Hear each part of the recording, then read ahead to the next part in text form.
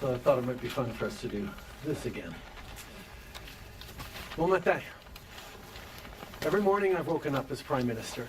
I've been inspired by the resilience, the generosity, and the determination of Canadians. It is the driving force of every single day I have the privilege of serving in this office. That is why, since 2015, I've fought for this country, for you, to strengthen and grow the middle class.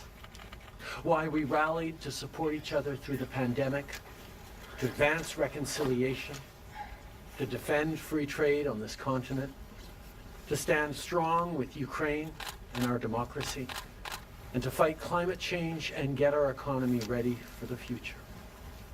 We are at a critical moment in the world. Mes chers Canadiens, à chaque matin, je me suis réveillé en tant que Premier ministre, inspiré par la résilience, la générosité et la détermination qui nous caractérisent si bien en tant que Canadiens. C'est ce qui me motive à chaque jour où j'ai le privilège de servir dans ce poste. C'est pourquoi, depuis 2015, je me suis battu pour ce pays, pour vous, pour renforcer la classe moyenne. Pourquoi nous nous sommes mobilisés en tant que Canadiens pour se soutenir les uns les autres pendant la pandémie, pour faire progresser la réconciliation, pour défendre le libre-échange sur notre continent, pour notre soutien inébranlable de l'Ukraine et de la démocratie, et pour lutter contre les changements climatiques et préparer l'économie de l'avenir.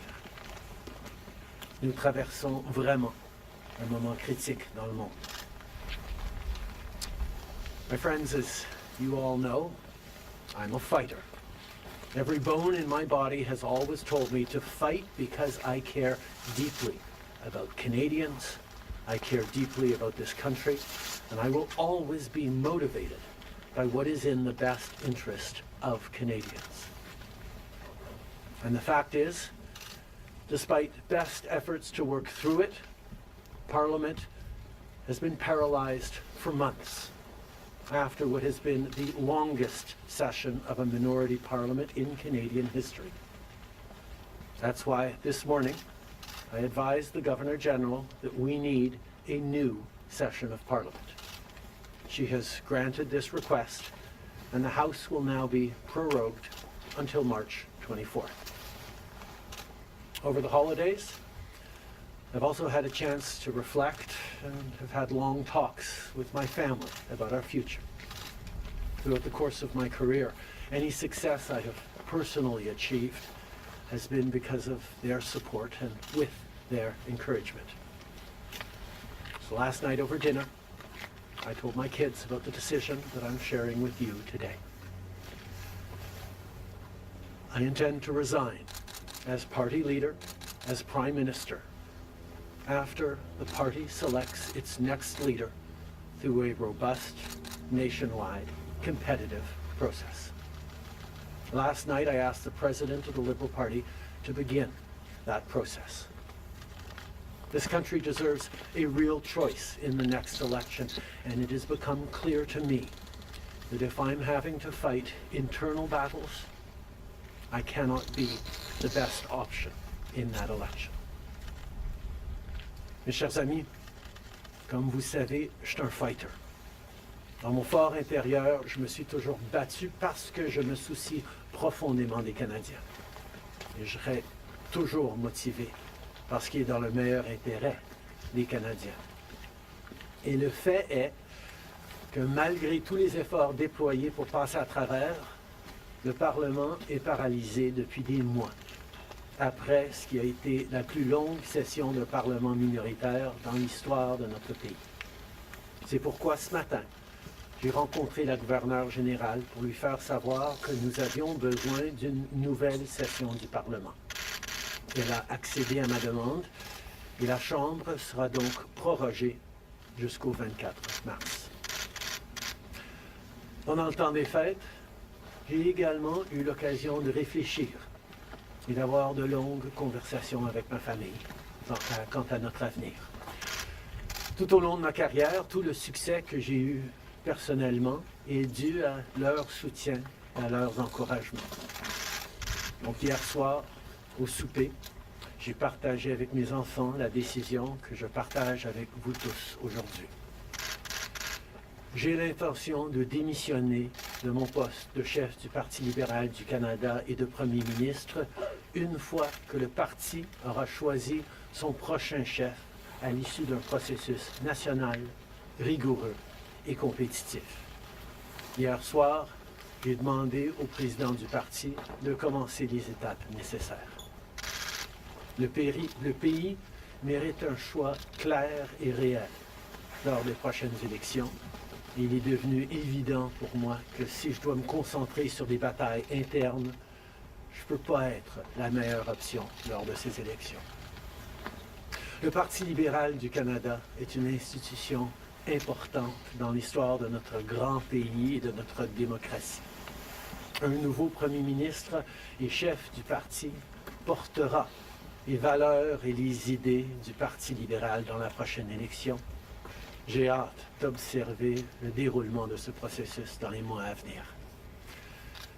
Nous avons été élus pour la 3e fois en 2021 pour renforcer l'économie après la pandémie et faire progresser les intérêts du Canada dans un monde complexe. Et c'est exactement ce que je vais continuer à faire, ce que nous allons continuer à faire pour les Canadiens. The Liberal Party of Canada is an important institution in the history of our great country and democracy. A new Prime Minister and leader of the Liberal Party will carry its values and ideals into that next election. I'm excited to see the process unfold in the months ahead. We were elected for the 3rd time in 2021 to strengthen the economy post-pandemic and advance Canada's interests in a complicated world.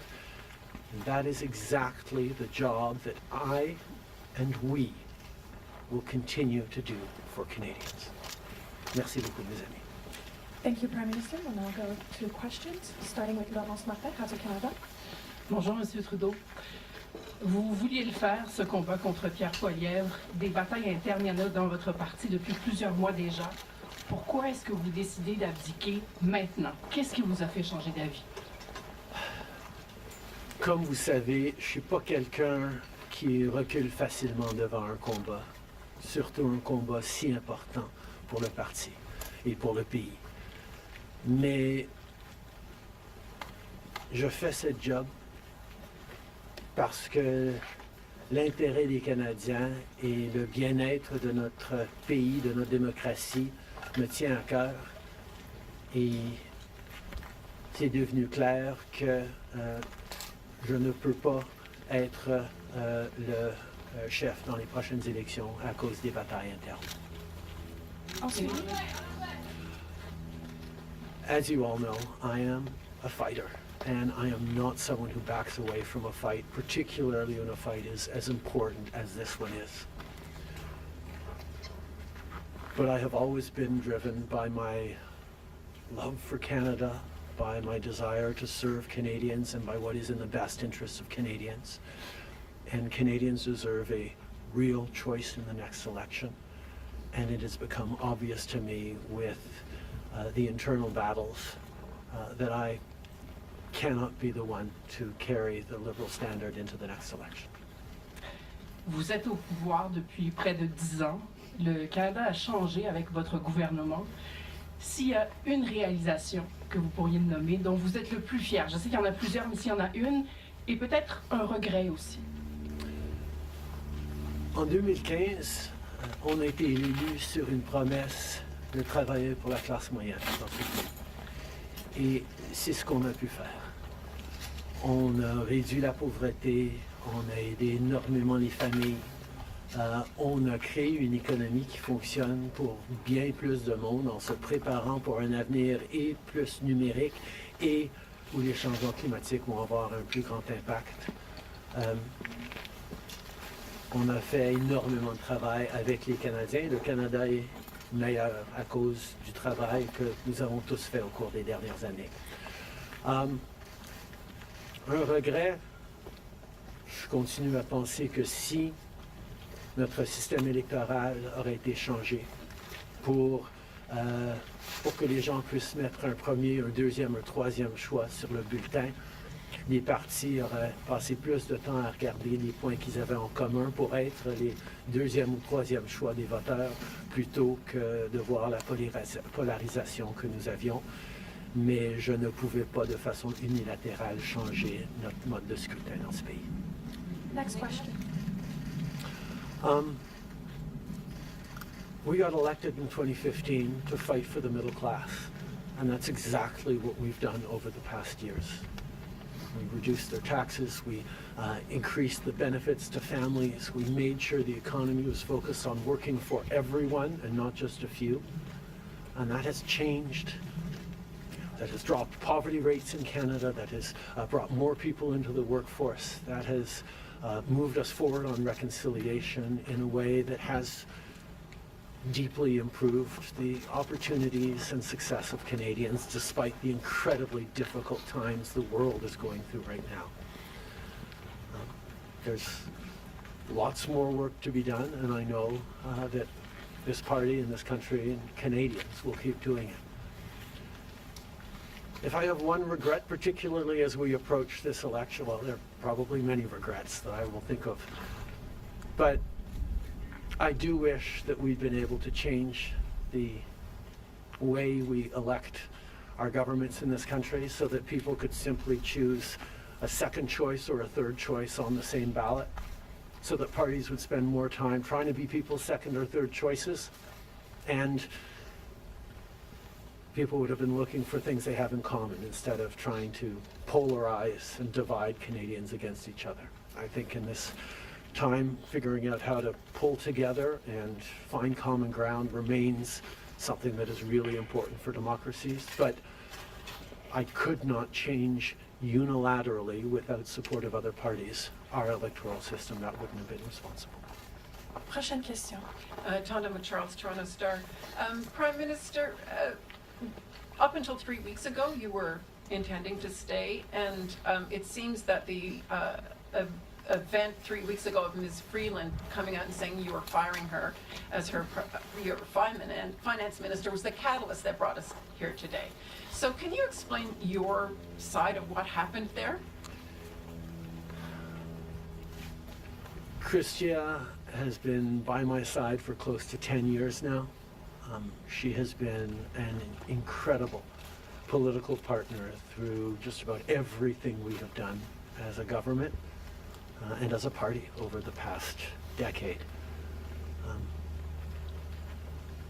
I had really hoped that she would agree to continue as my Deputy Prime Minister and take on one of the most important files that not just this government but this country is facing, but she chose otherwise. In regards to what actually happened, I am not someone who's in the habit of sharing private conversations. Chrystia a été depuis presque 10 ans maintenant à mes côtés en tant que partenaire politique essentiel à presque tout ce qu'on a réussi en tant que gouvernement, en tant que parti. J'aurais vraiment souhaité qu'elle choisisse de continuer en tant que ma vice-première ministre et qu'elle prenne un des dossiers les plus importants auxquels les Canadiens et notre gouvernement vont faire face dans les mois à venir, d'ici les prochaines élections. Mais elle n'a pas voulu. Mais par rapport aux détails, je ne suis pas quelqu'un qui partage les détails de conversations privées. You spoke about the Liberal Party as an institution and the internal battles right now, but I'm wondering if you feel that another leader will have more success than you will at beating Pierre Poilievre in the next campaign. Pierre Poilievre's vision for this country is not the right one for Canadians. Stopping the fight against climate change doesn't make sense. backing off on the values and strength in diversity that Canada has always worked to pull itself together on is not the right path for the country. Attacking journalists, the CBC institutions, that's not what Canadians need in this moment. We need an ambitious, optimistic view of the future, and Pierre Poilievre is not offering that. And I look forward to the fight as progressives across this country stand up for the kind of vision for a better country that Canadians have always carried, despite the tremendous pressures around the world to think smaller, to veer towards the hard right, and to be less ambitious for what we can be and do as a country when the world really needs Canada. That's not an answer, though. Yes or no? Is there another leader that could be? Absolutely. Sur le leader? Oui. Est-ce que vous Pierre pouvez Poilievre. élaborer en français, s'il vous plaît? Merci. Pierre Poilievre a une vision profondément petite et erronée pour ce pays, si même on accepte qu'il ait une vision, de reculer sur les droits fondamentaux, d'arrêter la défense, la lutte contre les changements climatiques, de ne pas investir dans une économie plus verte, plus inclusive, de toujours chercher des divisions entre les Canadiens plutôt que de rassembler pour faire face à l'avenir de façon optimiste et ambitieuse. C'est pas le bon choix pour les Canadiens. Et j'ai hâte de faire partie, de continuer de faire partie d'un mouvement progressiste qui va envisager un avenir meilleur pour les Canadiens sur l'optimisme et le travail que les Canadiens ont toujours fait pour bâtir un monde meilleur. Next question. Hélène Buzetti, les corps d'information. Bonjour, M. Trudeau. Il y a 16 ans, en décembre 2008, Stephen Harper a rejeté le Parlement pour s'éviter un vote de confiance qu'il savait qu'il allait perdre parce que les 3 partis d'opposition allaient voter contre lui. Exactement comme la situation dans laquelle vous vous trouvez aujourd'hui. À l'époque, le chef libéral, Stéphane Dion, avait dit, puis je le cite ici, que c'était une entrave à la Constitution et un affront à la démocratie. Alors, j'aimerais savoir pourquoi ce qui était mauvais pour les conservateurs de Stephen Harper devrait être bon pour les libéraux de Justin Trudeau. La gouverneure générale, en 2008, avait correctement conclu que la Chambre venait juste d'accorder leur confiance de façon formelle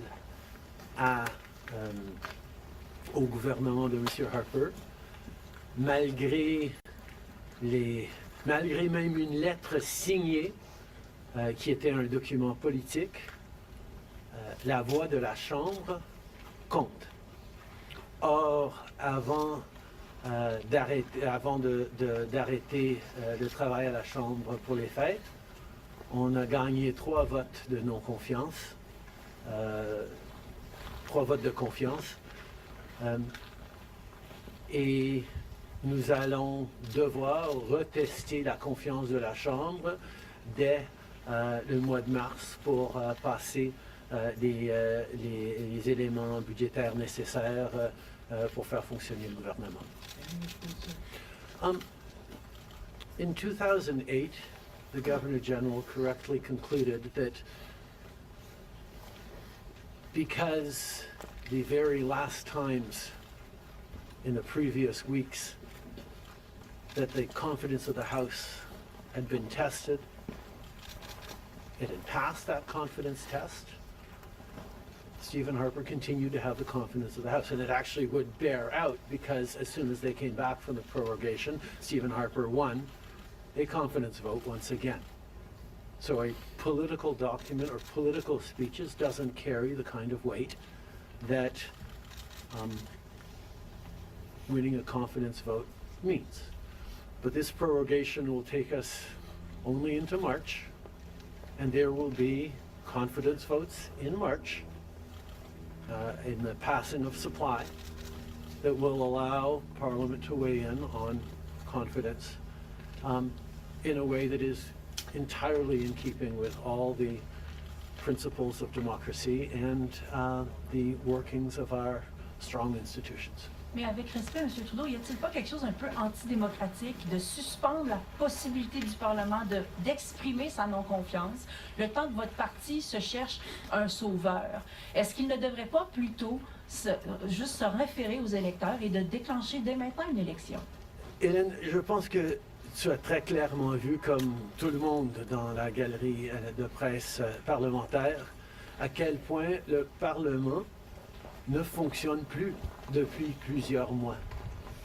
On est pogné dans une question de privilège, il y a des motions d'obstruction constantes et on a pu très peu accomplir pendant les derniers mois au Parlement.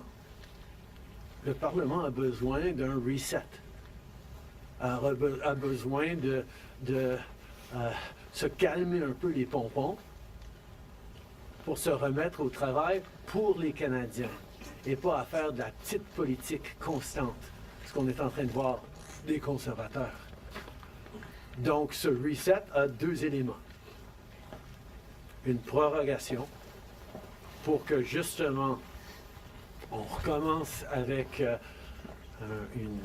une fraîche approche au Parlement.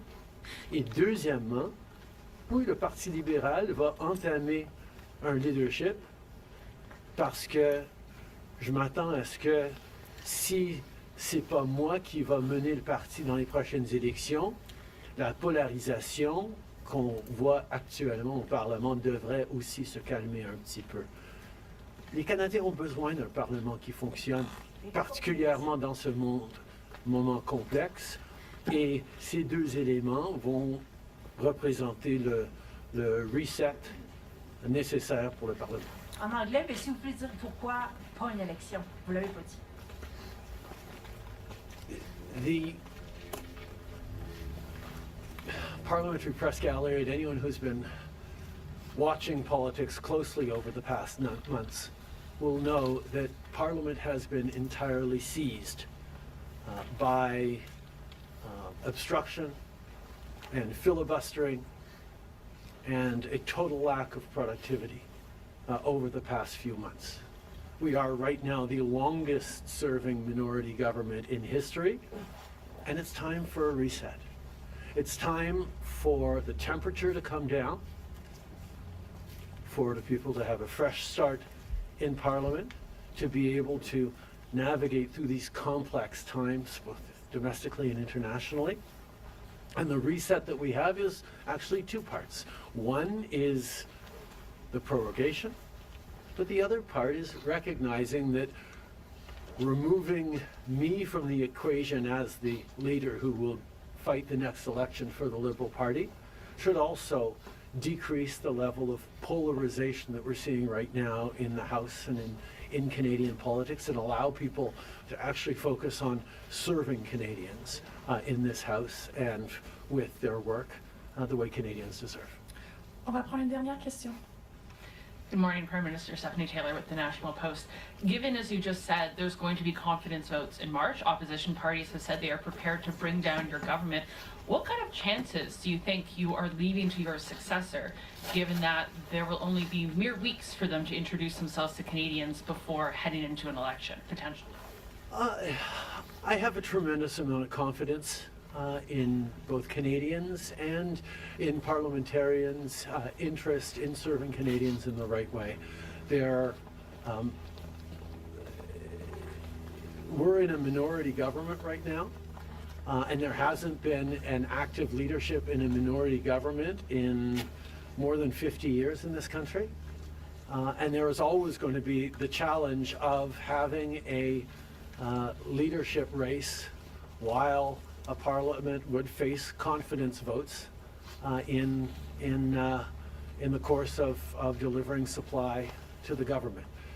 So this is something that we're going to navigate through, but I truly feel that removing the contention around my own continued leadership is an opportunity to bring the temperature down, have a government that will focus on the complex issues that are coming forward in the coming months, while the party gets to have a full national process that brings in people from right across the country and makes a determination about the best person to carry the progressive liberal standard into the next election.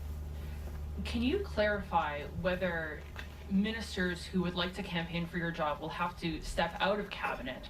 And how can the Liberal government be in a position to protect Canadian businesses and Canadians from the threat of tariffs from incoming President Donald Trump when members of the government are going to be focused on who's going to be taking your job?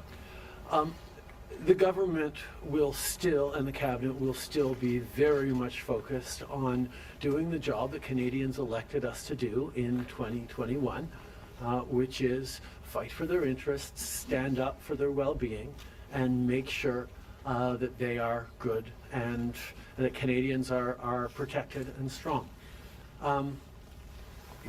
There will be a leadership process and the rules will unfold over the coming weeks. But I can assure you that the tools and the need to stand up for Canadians, to protect Canadians in their interests and continue to fight for the economy is something that everyone in this government will be singularly focused on.